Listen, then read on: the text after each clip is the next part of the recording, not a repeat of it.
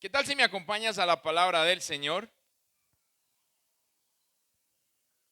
Al Evangelio de Juan, capítulo 13, verso 35.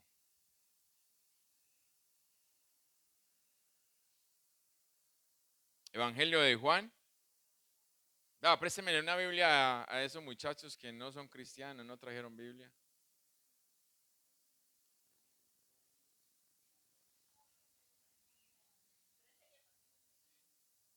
Evangelio de Juan 13, 35. Tengo la versión Reina Valera. Y cuando usted lo tenga me dice amén.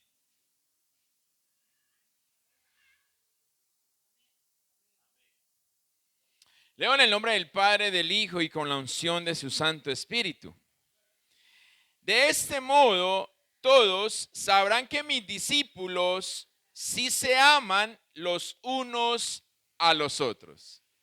Amén. ¿De qué modo él va a saber que son discípulos? Que se amen unos a otros. Levante ahí su mano o sus manos y repita conmigo: Padre, en el nombre de Jesús, deseo ser el discípulo que tú quieres tener. En el nombre de Jesús, amén y amén. ¿Ustedes quieren ser discípulos? ¿Sí? ¿Seguro? ¿De verdad? Porque venimos hablando, yo le he dicho a usted siempre que relaciono mucho las palabras que el Señor viene dando. Y yo le pregunto qué clase de luminiscencia es usted. ¿Recuerdan eso? ¿Estás armando una colcha de retazos?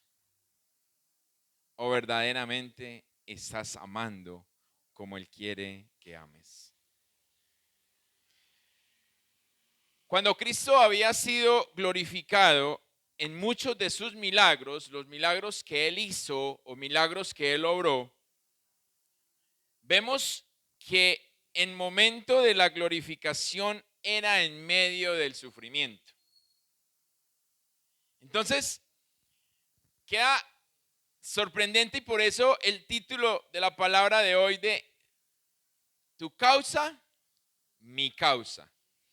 ¿Qué tanto nosotros estamos haciendo que lo de nuestro hermano? Yo siempre le he dicho a usted que quiero, que anhelo, el deseo de cuándo va a ser el día en que vivamos el himno que cantamos.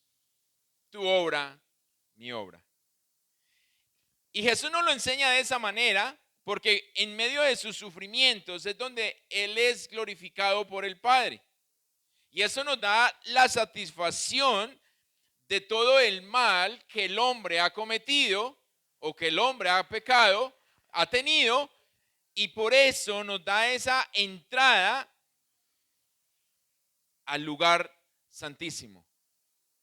Cuando nosotros recibimos de Él toda esa glorificación para continuar haciéndolo cada vez más exaltado, exaltando cada vez más su nombre. No podemos irnos con Él en este momento, ¿cierto? A esa felicidad celestial, porque Él ya está allí esperándonos. Él dijo que iría ¿a qué? A preparar morada para cada uno de los suyos. Y yo espero que usted sea uno de ellos. Pero si es verdad que nosotros estamos creyendo en Él, vamos a ir en el momento en que Él nos llame. Vamos a ir en el momento en que Él lo decida. Pero necesitamos estar preparados aquí para poder vivirlo allá. Si aquí no lo hacemos, allá no lo vamos a hacer. Claro, pues que no sabemos si es allá arriba o es abajo, porque la palabra dice que la nueva Jerusalén descenderá. Entonces no sabemos cómo va a ser. Pero Jesús, antes de irse, le encomienda o le da un nuevo mandamiento a sus discípulos. Y ustedes dijeron que querían ser, ¿cierto? Un nuevo mandamiento les deja a Él. Y ese mandamiento era ¿qué? Ámense unos a otros. ¿Cómo? Como yo los he amado. verdaderamente nosotros estamos amando hoy como Él nos ha amado. Solamente con lo que nos contaba la pastora de la canasta, decimos nosotros estamos amando al otro. Y es algo sencillo. Ahí es donde vemos realmente cuál es el amor que decimos o que queremos tener para con el otro. Pero entonces, como no podemos adelantarnos al tiempo de Él, nosotros aquí estamos llamados a vivir la vida que Él entregó para que nosotros pudiéramos estar. Y si Él entregó y nosotros tenemos que vivir esa vida, tenemos que vivirla de acuerdo al ejemplo que Él nos deja. Y ese ejemplo es la búsqueda de lo que podría beneficiar al que tenemos al lado, al prójimo o a los demás. De beneficiarlo, de hacer el bien para Él, de amarlo, como Él dijo, para que nos conozcan que somos sus discípulos. Y amándolo, lo que vamos a hacer es que promocionamos la causa del Evangelio. Yo sigo orándole al Señor porque yo quiero hacer obra social, pero quiero hacer obra social para poder promocionar el Evangelio y no quedarnos aquí encerrados nada más en este lugar. Pero necesitamos, es más, por ahí estoy generando contactos y le estoy orando al Señor y quiero creer esto, pero para hacer esto necesitamos olvidarnos de nosotros mismos. Y ahí es donde viene la parte de lo que el Señor quiere hablarnos en esta noche, para que usted diga si verdaderamente desea ser su discípulo. Porque cuando nos olvidamos intencionalmente de nosotros mismos, lo vamos a hacer a favor de otra persona, a favor del prójimo, a favor de quien tenemos delante, sin importar si el momento que nosotros estamos viviendo, présteme atención, es un momento de crisis. Y es por eso que yo siempre te he dicho que admiro la persona que la otra vez a la canasta trajo un montón de puñitos porque era lo que tenía y con esto quería bendecir, no trajo lo que le sobraba.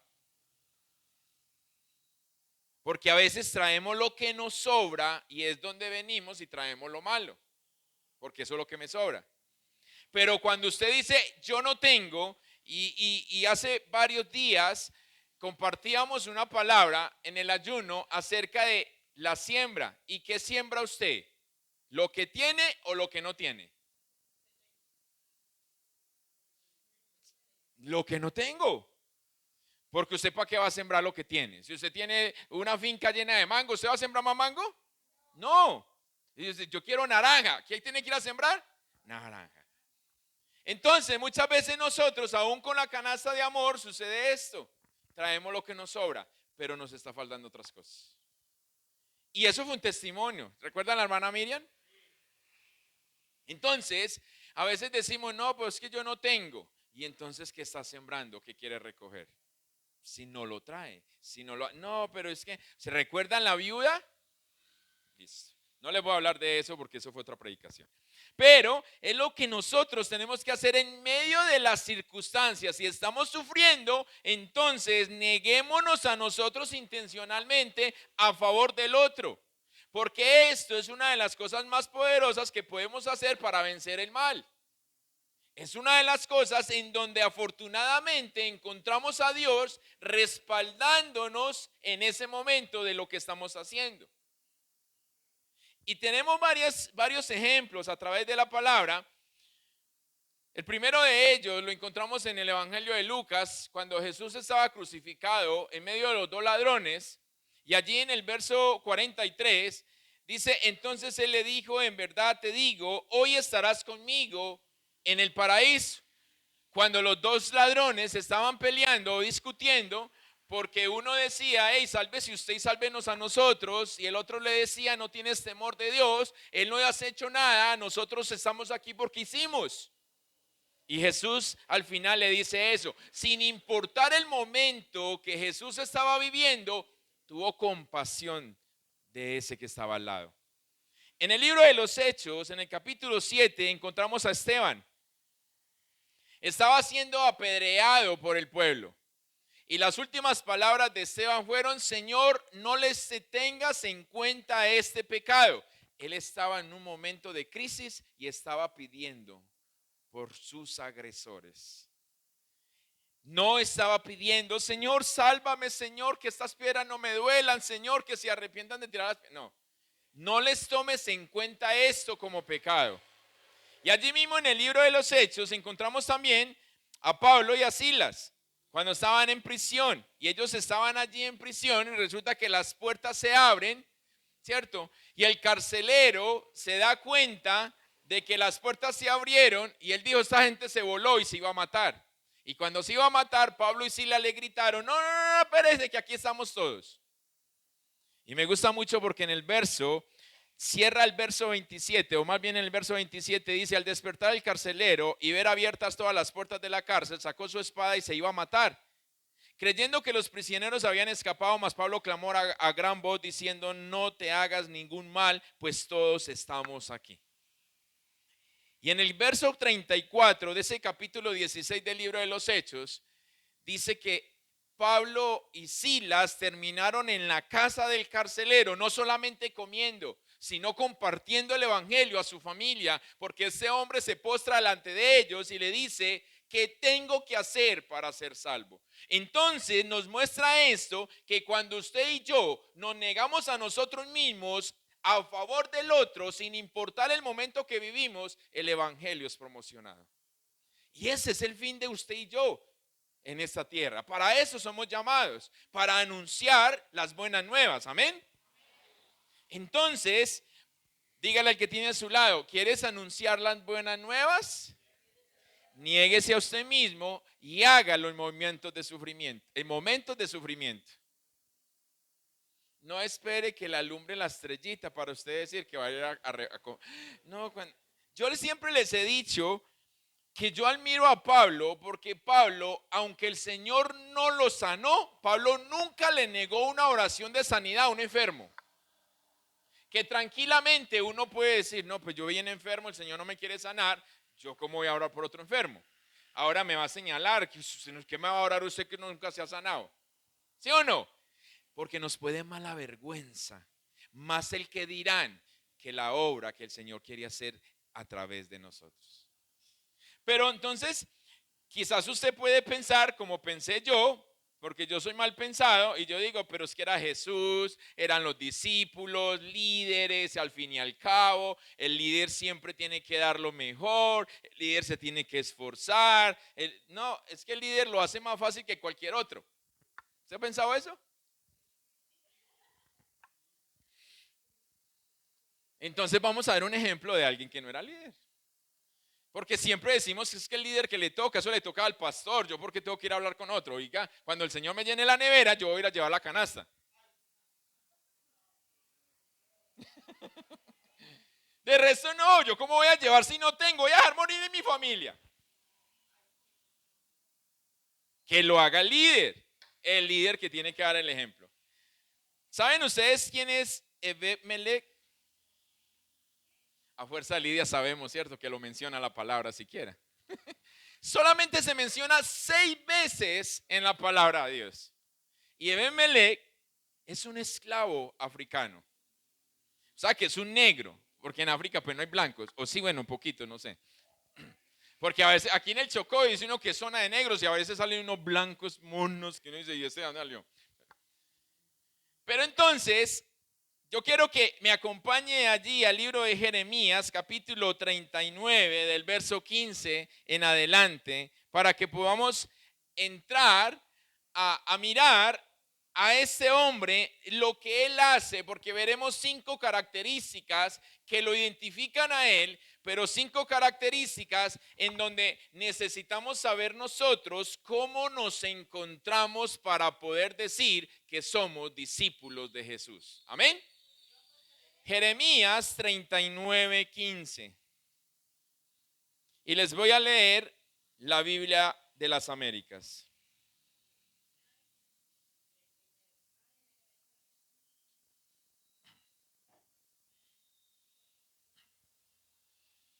Dice así la palabra del Señor. Y la palabra del Señor había venido a Jeremías mientras estaba detenido en el patio de la guardia. ¿Dónde estaba detenido? En el patio de la guardia, diciendo, o sea que no estaba libre. Ojo en el tiempo donde estaba Jeremías. Ve y habla al etíope Ebed-Melech diciendo, así dice el Señor de los ejércitos, el Dios de Israel. He aquí, traigo mis palabras sobre esta ciudad para mal y no para bien. Y se cumplirán delante de ti en aquel día. Pero, diga conmigo, pero yo te libraré en aquel día, declara el Señor. Y no serás entregado en manos de los hombres que temes, porque ciertamente te libraré y no caerás a espada. Antes bien, tendrás tu vida por botín, porque confiaste en mí, declara el Señor. ¿Por qué? Porque confiaste en mí. ¿Usted confía? No me responda. Responda si usted confía en Dios. Estamos hablando de un hombre que no era del pueblo de Dios, pero por el testimonio de muchos cree, confía en el Dios de los ejércitos, en el Dios que usted y yo decimos que creemos. La pregunta que yo quiero que usted se haga es, ¿te gustaría escuchar estas palabras de parte de Dios cuando tu mundo se derrumba y te encuentras en aflicción y crees que te vas a morir ya? Porque así se encontraba no solamente ese esclavo, sino todo el pueblo de Dios. Capítulo 37 y capítulo 38 y capítulo 39 del libro de Jeremías. Ustedes van a poder encontrar allí cómo el pueblo estaba siendo asediado por los caldeos. Los caldeos entraban, querían entrar porque no solamente iban a tomar cautivo el pueblo de Israel, sino que iban a quemar la ciudad. Pero era una orden de Dios. Pero en medio de todo esto, de toda esa angustia, esa premura de qué va a suceder, cómo va a suceder, nos salvamos, no nos salvamos, qué va a suceder, sucede todo esto, pasa esto. Y es donde encontramos la parte en donde cómo necesitamos nosotros trabajar precisamente en esos momentos de crisis, de sufrimiento a favor del prójimo. Cómo nosotros nos olvidamos intencionalmente de nosotros mismos para hacerlo a favor del otro, para que sea recompensado por nuestro Padre Celestial, si somos sus discípulos. Y la primera característica de este hombre es que Ebed-Melech era compasivo con una visión amplia, una visión clara de lo que él quería. ¿Tienes una visión de lo que hoy estás queriendo dentro de los planes de Dios? No me digan los sueños del mundo, porque cuando nosotros solamente soñamos en el mundo, pero no soñamos dentro de Dios, entonces los planes del mundo difícilmente se van a cumplir. Porque cuando yo sueño, porque le presento como hizo Nehemías, que Nehemías le presentó los planes a Dios, y aunque era un plan para ir a ayudar a su pueblo, Dios se demoró 4 meses para darle permiso. Pero se demoró 4 meses no porque voy a esperar a ver si Nehemías aguanta, no, 4 meses alistando todo lo que le iba a entregar a Nehemías para poder que fuera a construir los muros. Le organizó la provisión, la ayuda, quienes iban a estar con él, lo fortaleció todo. Entonces, la visión que usted y yo tenemos que tener, la tenemos que tener en Cristo, no fuera de él. Porque entonces nosotros soñamos una cosa y el Señor sueña otra. ¿Y cuál se va a realizar?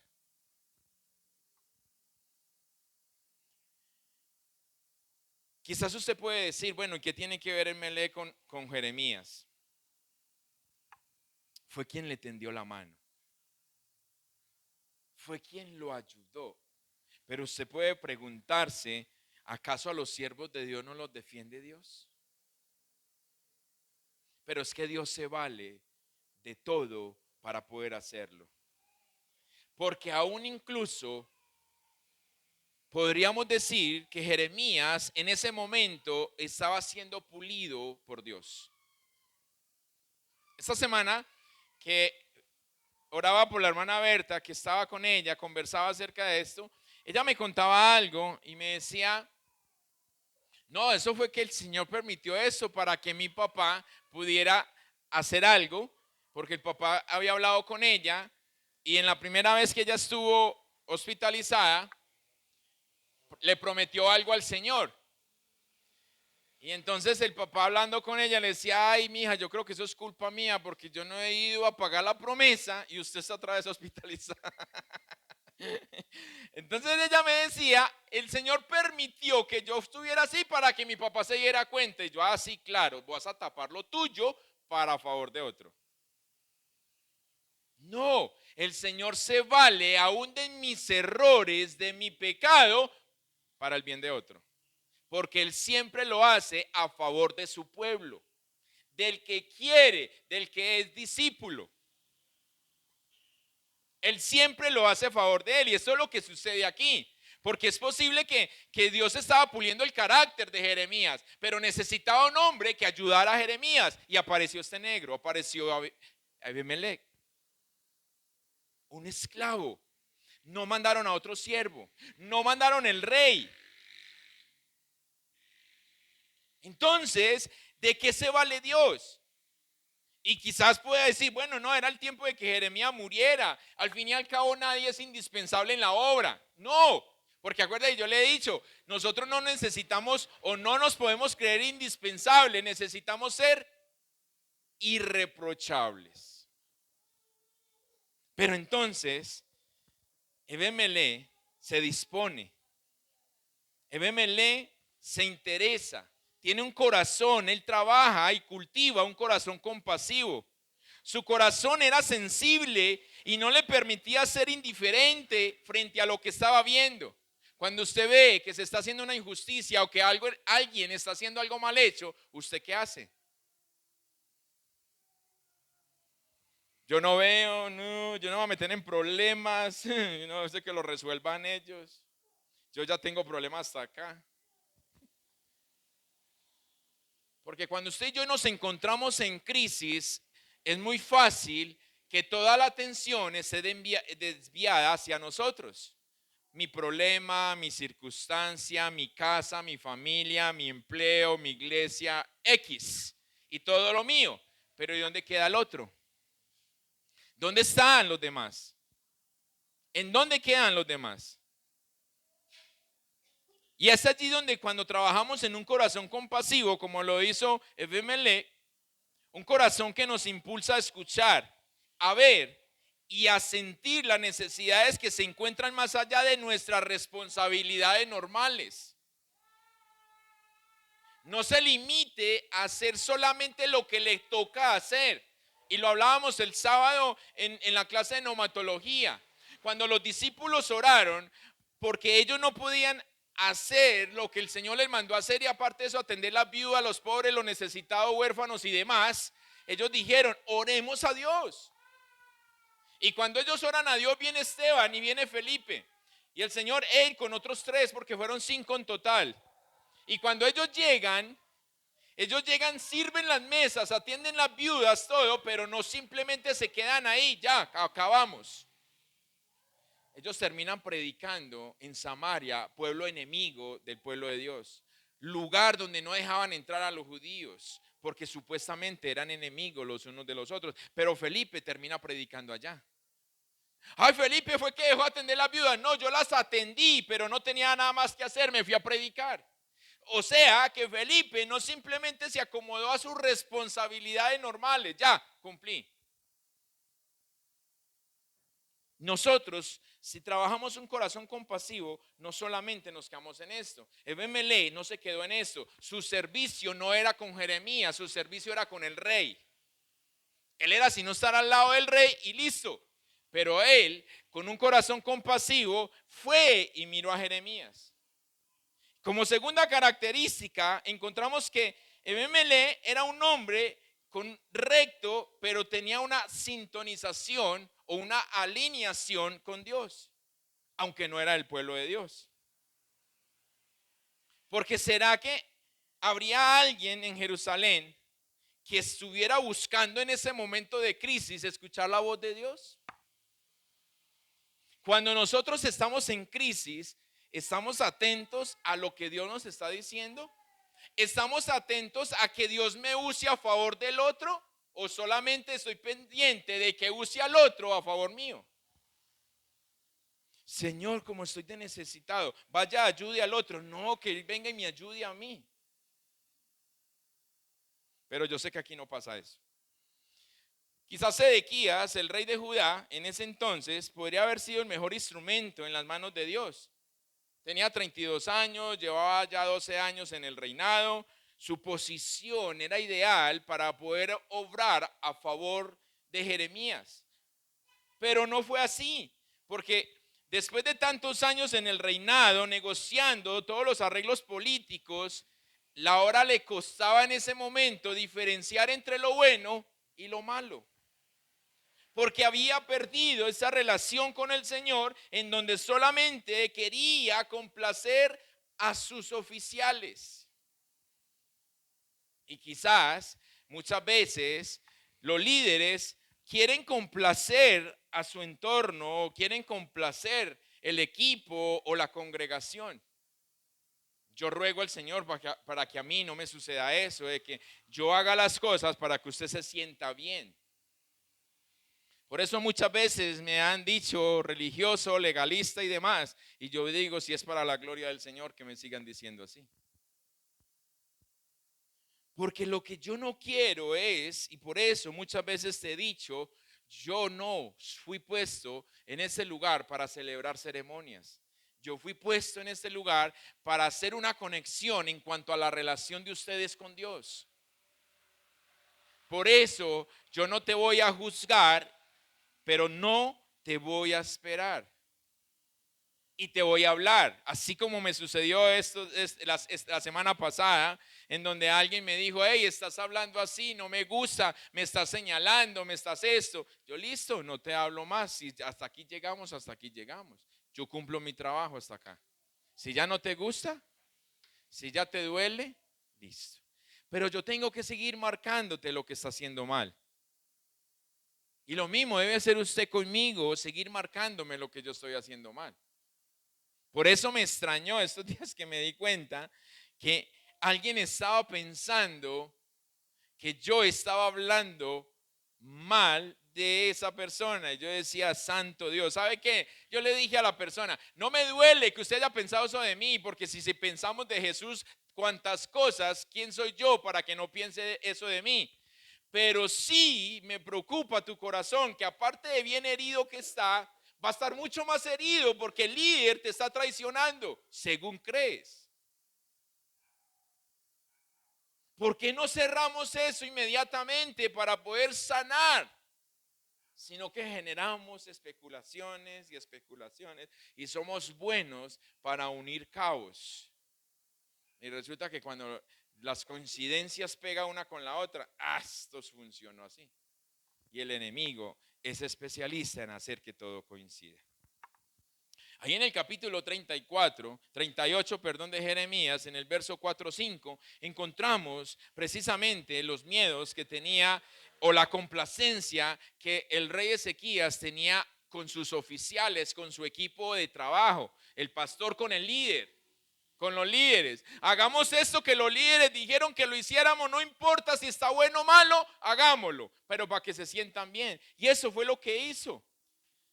Pero resulta que Ebemelec tenía una sintonía con Dios.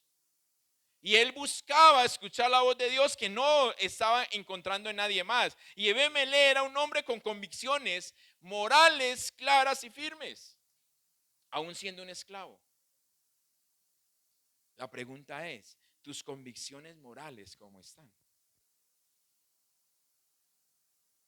Porque todo esto nos lleva a que nosotros nos podamos dar cuenta, como el domingo nos hablaba el Señor, qué sucede cuando vienen a decirnos a nosotros, mi hijo es gay, mi hermano es gay, mi sobrino lo es, mi primo lo es, mi vecino lo es. ¿Yo cómo puedo hacerlo? Si no tengo un corazón compasivo. Ebemelec había oído de Jeremías y reconoció que lo que habían hecho a Jeremías era malo. Así que preparó su corazón para hacer algo al respecto. ¿Cómo preparamos nosotros nuestro corazón cuando nos damos cuenta que se está haciendo algo incorrecto? Comenzamos a justificar lo malo, a pensar que tal vez no era tan malo, que se lo merecía. No sé si está en la cárcel es por alguna cosa. Yo aquí me sorprende, yo digo, cuando Pedro fue metido a la cárcel, ¿qué hizo la iglesia? Libro de los Hechos, se puso a orar. Si yo me voy para la cárcel, ¿usted qué hace? Ay, ¿qué estaría haciendo de pastor? Eso fue que lo pillaron. ¿Qué sucedería en el tiempo de hoy?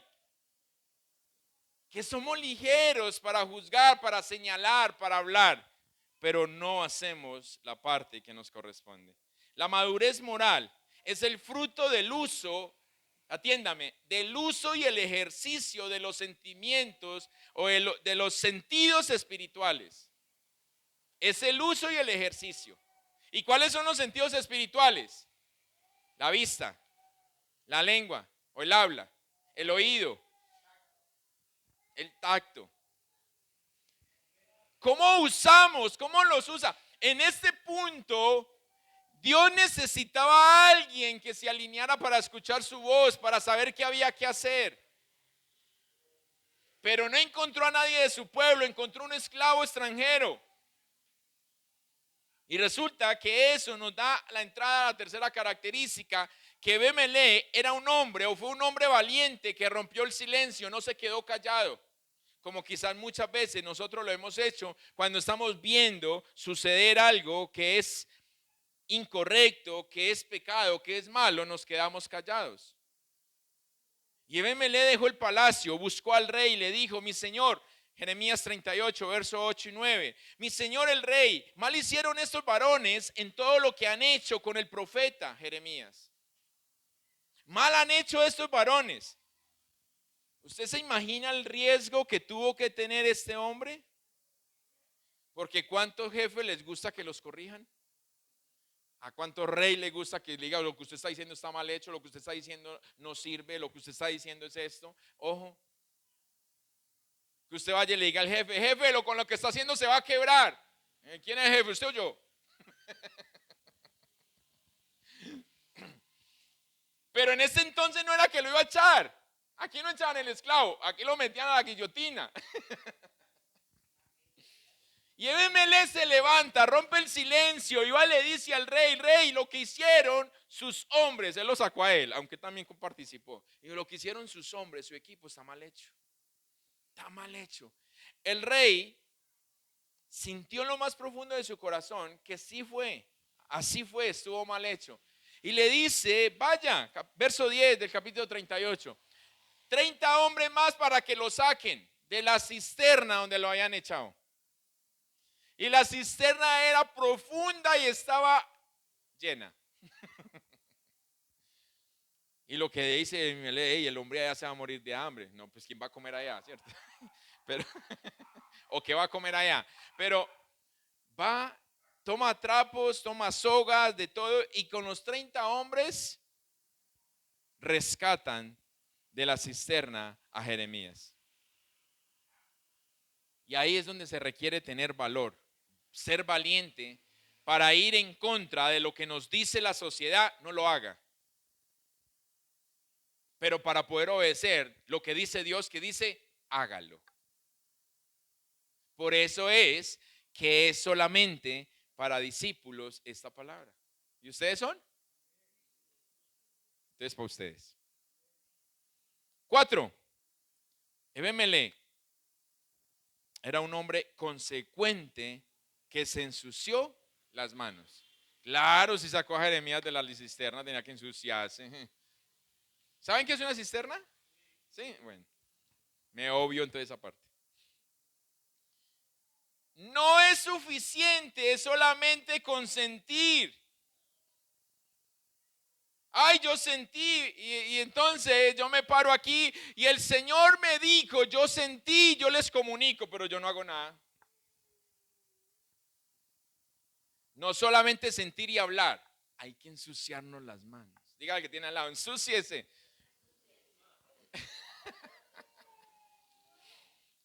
Dígale, en las cosas de Dios.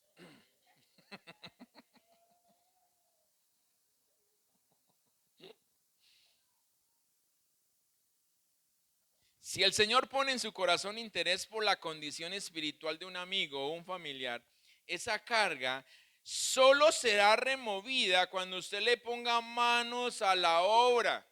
Amén. No cuando usted dice, Señor, haz la obra, Señor.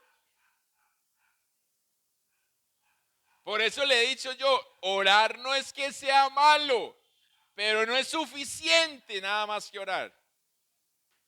Usted puede tener mucha fe, pero no se mueve, esa fe no camina. Si usted tiene un galón de gasolina y se sienta encima del galón, eso no pasa nada, ¿sí o qué, Juan? Tiene que echárselo a 4 llantas para que pueda correr.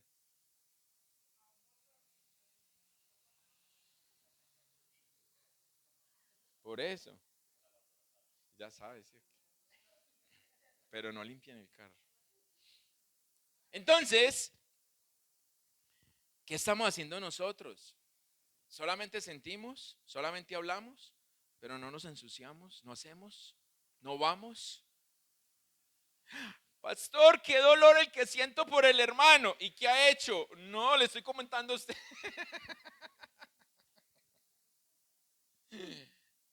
Es ahí, mis hermanos, donde hay que orar, hay que escribirle al hermano, hay que regalarle un libro, no sé, donde hay que aprovechar las oportunidades que tenemos para poder llevar a ese hermano a que esté alineado en los caminos del Señor. Si no lo hacemos, entonces nos vamos a quedar simplemente allí confiando, creyendo que Dios lo va a hacer. Y por eso es que escuchamos tanta malformación donde, Señor, rompo las cadenas de mis hijos. No, si sus hijos no se arrepienten, las cadenas no son rotas. Señor, las cadenas de alcohol que tiene Julano las rompo. ¿Y quién es usted para usted romper eso? No, usted lo que tiene que clamar por ese hermano, por ese vecino, por esa persona, es que el corazón sea tocado por Dios para que se arrepienta y el Señor le muestre cómo rompe esas cadenas. Porque la palabra dice que la unción pudre el yugo. Y esa unción no me la van a dar a mí, pero reciba de lo que yo tengo. No, no, eso no funciona así de esa manera. Porque cuando yo le digo a usted reciba lo que yo tengo, usted no diga amén, porque pastor, todos esos problemas suyos para mí, no. Reciba lo que yo tengo, y si es con escritura de pronto, ahí sí, reciba lo que sea, pero el resto. 5 y último paso, característica, punto acerca de lo que era Ebemelec. Un hombre calmado que decidió confiar en Dios. Pero ¿en qué momento confió Ebemelec en Dios? Cuando estaba sirviéndole el vino al rey. Cuando estaba comiendo porque había prosperidad en el pueblo. No, cuando el pueblo estaba siendo sitiado por los caldeos y los caldeos querían entrar a quemar la ciudad y a matar a los que habían adentro si no se rendían. En ese momento es donde él confió. Después de que Jeremías salió de la cisterna, la atención se centró nuevamente en la crisis que estaba viviendo el pueblo en ese momento. Ebemelec sale de ese momento, de esa crisis que estaba viviendo, sale, rescata a Jeremías. O sea que en el momento él no pensó sino en rescatar, no importó, ahí se van a meter y tal cosa. No, Jeremías es la prioridad. Cuando saca a Jeremías, vuelve y se entona con la crisis que estaba viviendo. O sea, lo que quiere decir esto es, cuando usted esté llorando y le toquen la puerta porque hay una necesidad, cubra la necesidad y después se devuelve a llorar. No le diga al hermano que tocó la puerta, ay, no, yo estoy peor que usted. Venga, lloremos juntos. Tanto el rey Sedequías como Ebed-melech tenían temor del ejército brutal que acampaba a las afueras de la muralla de la ciudad. Quizás Ebed-melech también temía lo que los oficiales del rey pudieran hacerle en venganza por haber ayudado a Jeremías. Entonces ya Ebed-melech no solamente tenía los enemigos de afuera, o sea, los caldeos, sino los de adentro, los oficiales, los líderes de la iglesia de Sedequías, porque se fue a ayudarle a Jeremías. Pero el rey Sedequías tenía miedo no de los caldeos, sino de los judíos que él mismo, y se acuerda el domingo que yo les decía, o que la palabra nos decía, cuando toca el pecado a la puerta de su casa, ¿cómo se llama? Pecado. Pero hay muchos que el pecado es allá y cuando toca mi casa, deja de ser pecado. Y entonces a Sedequías le pasó eso. En el verso 37, capítulo 37 de allí de Jeremías, versos 13 y 15, es donde Sedequías nos habla acerca de por qué tenía miedo. Y él llama a Jeremías y le dice: Jeremías, decláreme la palabra. Y Jeremías con miedo le dice: ¿para qué? ¿Para matarme? Si yo le hablo lo que tengo que hablarle, me va a matar. Y si yo le doy un consejo, usted no me va a creer. Entonces, el Sedequías lo que le dice es: nada, tranquilo, vea, te doy la promesa, yo no te voy a matar. Y Jeremías le habla de parte de Dios y le dice: listo, ríndase.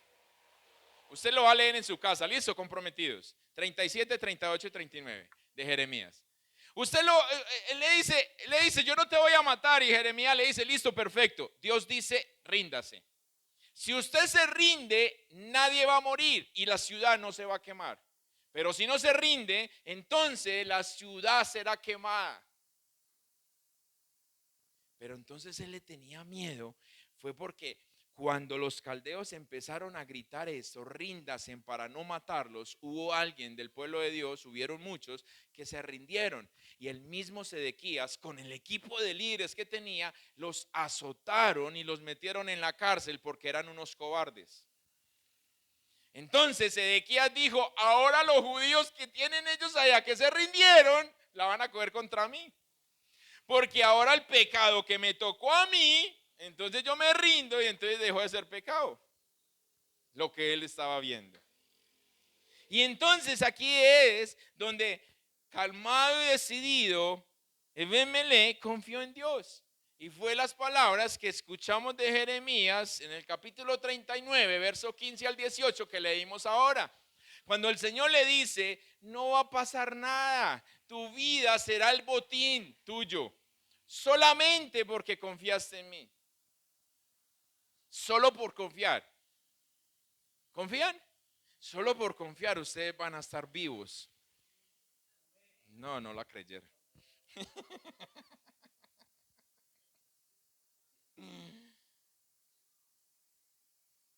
Allí es donde tenemos que admitir que nos hemos equivocado. Sedequías necesitaba admitir que se había equivocado, que cuando reprendió, castigó y encarceló a los judíos que se rindieron, había cometido un error.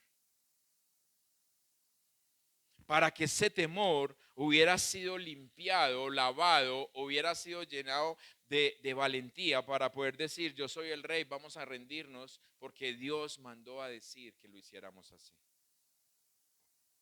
Sí, me equivoqué con esto, sí, yo erré. Y es allí donde cuando cometemos errores públicos se requiere una confesión pública. ¿Cómo estamos pecando nosotros?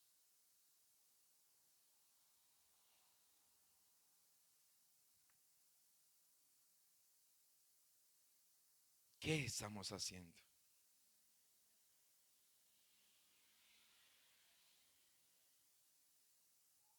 Si vemos estas 5 características, cualidades, conceptos de Ebed-melech, usted puede decir hoy que es un discípulo de él. Tienes un corazón como el de él, un corazón compasivo donde vas con los demás, donde eres capaz de pensar solamente en Él, porque tu visión no es la visión tuya, sino la visión de Dios, donde tu sintonía está con Dios, donde eres valiente, rompes el silencio sin importar el que dirán, lo que pasa con el otro, simplemente vas, te ensucia las manos, porque de esa manera has decidido confiar en Dios. Si esto lo cumplimos nosotros como pueblo de Dios, si esto lo cumplimos nosotros como hijos de Dios, así como cantábamos ahora, entonces, hey, estamos siendo discípulos. Pero si no, entonces es donde tenemos que mejorar, porque si nosotros hacemos la guerra contra el egoísmo y caminamos en amor, el mundo se comienza a dar cuenta de eso. Y entonces nos llamarán trastornadores, como llamaron a Pablo y a sus hombres. Porque no es con el señalamiento con el que usted es, con el que usted se va a perder, con usted ya está condenado. No, es dejar ese egoísmo y en amor decirle, les amamos, pero necesitan rendirse. Y solamente cuando nosotros vamos en amor es donde el mundo se da cuenta, hey, ellos son diferentes. Hey, ahí pasa algo. Porque sin importar la circunstancia que está viviendo, extiende su mano a ayudar al necesitado. Y ahí es donde no vamos a impresionar al mundo siendo como ellos, sino que impresionamos al mundo siendo como Dios quiere que seamos. Por eso, cuando usted y yo tenemos esperanza en medio de la desesperación, entonces nosotros no vemos con estos ojos carnales, sino con los ojos espirituales, en donde llamamos las cosas como Dios lo hizo, las que no son como si fueran. Eso es lo que tenemos que hacer. Porque cuántos amigos, parientes no salvos podríamos nosotros llegar a llevar a los pies de Cristo si solamente los amamos genuinamente. No por lo que son ahora, sino por lo que Dios puede hacer en ellos. No los ignoremos, no los juzguemos, no los rechacemos, amémoslos. Creamos una relación con ellos para mostrarles el amor que hoy a nosotros nos ha salvado. Es lo que tenemos que hacer. Eso sí, no haga relación con ellos participando de lo de ellos, porque entonces haríamos lo del rey Sedequías. Llamar a lo bueno, malo. Y llamar a lo malo, bueno. Solo por complacer a quienes a nuestro alrededor están. Y yo creo que la hora de darnos cuenta cuántos familiares o amigos se pueden convertir al Señor, pueden ser salvos por Jesús si nosotros los amamos genuinamente. Creo que esta es la tarea, que este es el ejercicio, esta es la aplicación que nos queda para que nosotros podamos caminar. Trabajar en estos 5 puntos como lo hizo este esclavo, que no siendo pueblo de Dios, sirvió como instrumento en las manos de Dios, a favor del pueblo de Dios, o sea, Jeremías. Pero de esta manera mostró todo lo que estaba sucediendo, todo lo que Dios quería, sin centrarse en su situación. No te centres en tu crisis, no te centres en tu dificultad, no te centres en tu enfermedad, no te centres en tu aflicción, en tu problema, como lo quieras llamar. No, no se centre, porque esa no es la realidad. La realidad es como Dios quiere que nosotros veamos ese momento que estamos viviendo o que vayamos a vivir. Eso nos lleva a mostrar el amor a aquellos que no son salvos. Amén. Póngase de pie. Pero ten algo muy presente. Te tienes que negar a ti mismo.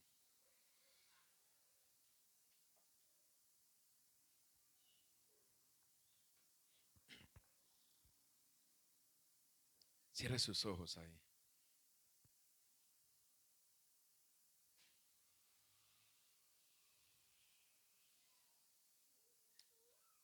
Pregúntate, ¿conozco la causa de mi hermano? ¿Conozco la situación de quien tengo a mi lado? ¿Estoy haciendo que esa situación sea mía también? ¿Qué estoy haciendo cuando me doy cuenta que mi hermano está pasando por un momento difícil? Pero ¿qué estoy haciendo cuando yo también estoy pasando por una situación difícil?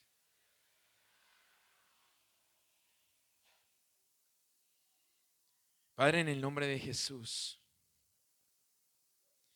Señor, oro para que nos des la capacidad de anteponer las necesidades